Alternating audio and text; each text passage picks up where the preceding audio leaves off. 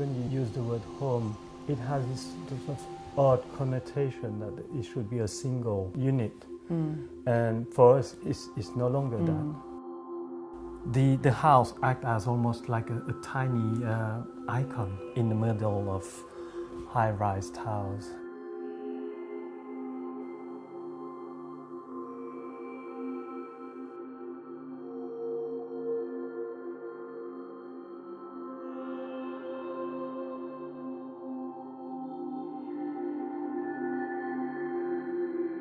We test the lines of the piece just on one single colored background, just to be able to sort of look at it, study it properly, the size and the connection, the transition of one line to another one.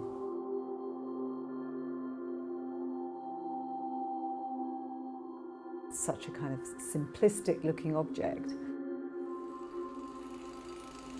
But I think what we were trying to do by sort of perching it atop this kind of slightly sort of skewed stilt and making it glow from the inside, that feeling you get when you walk on a winter's day, you walk past someone's front room and you look in from the pavement, and behind the kind of curtain you see this warm glow and you get this sense of home.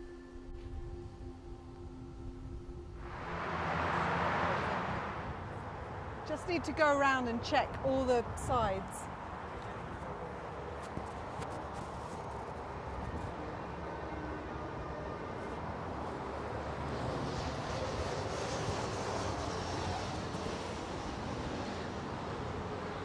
It's nice to be able to be inside of a sculpture. It's quite unusual when you think of it.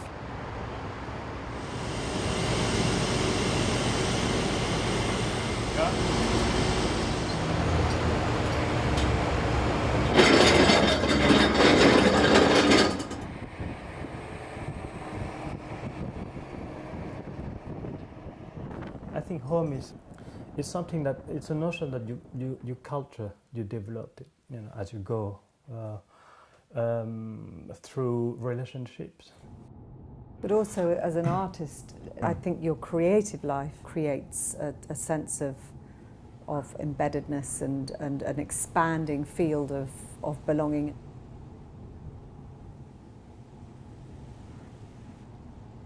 There is a precarity in both of our backgrounds, very different sort of precariousness. Mine was almost like as soon as I emerged from the womb, it was precarious, whereas Vong's sort of was more of a kind of, related to very specific political events and so on. So it's very different, but there is a precariousness. I was given up for adoption in London in this early 1963 as a tiny baby and put into foster care and then eventually adopted by my parents.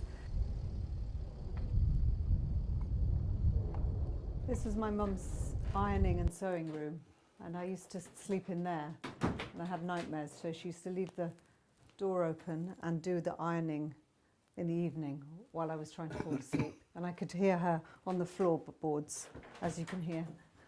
The only real knowledge I have of ancestry and that kind of embeddedness is very kind of diffuse, and really what that gives me is a sense of scatteredness and of which I like, incidentally, and a sense of precisely the opposite to what most people, I think, imagine when they imagine their ancestry as this kind of unitary sort of, well, that's where I come from.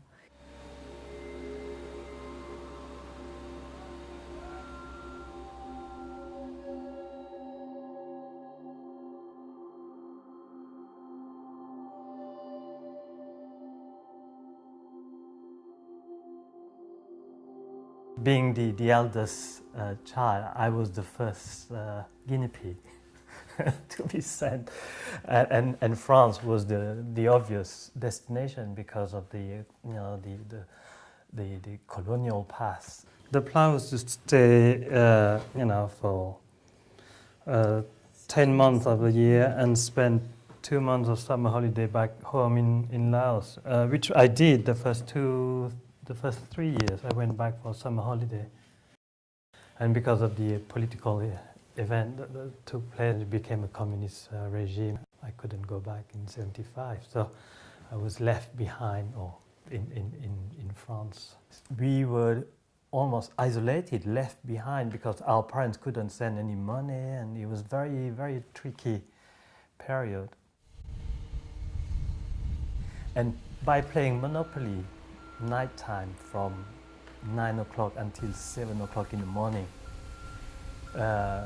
whoever won the game felt very rich, despite not having any money at all in the real life.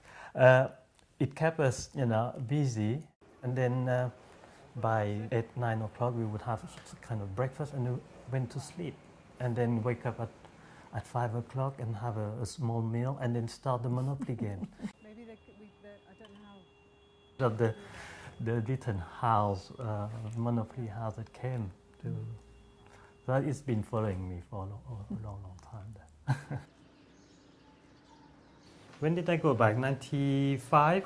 Quite a few times since then. Yeah, I went back in 95, and then recently went back maybe 3 times, but not enough. At the same time, it's all right. It's not a big deal.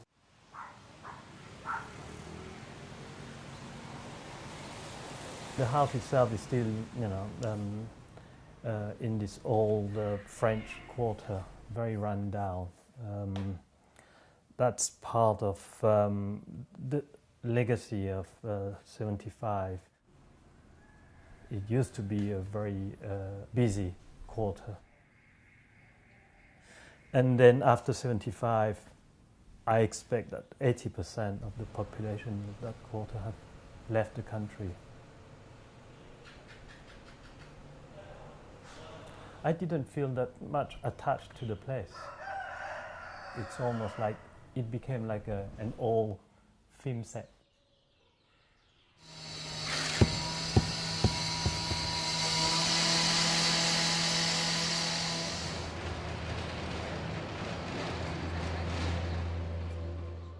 But it's really odd, with all the CGIs we did and all the kind of mock-ups, I never anticipated that looking up from this angle, the little house, the little kind of bejeweled house would dwarf the high-rises.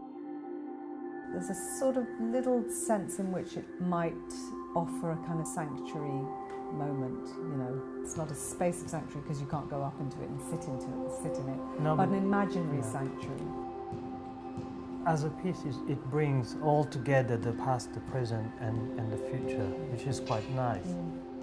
Maybe, a huge percentage of people living in this new apartment, they somehow left their home somewhere, and now they dream about another place.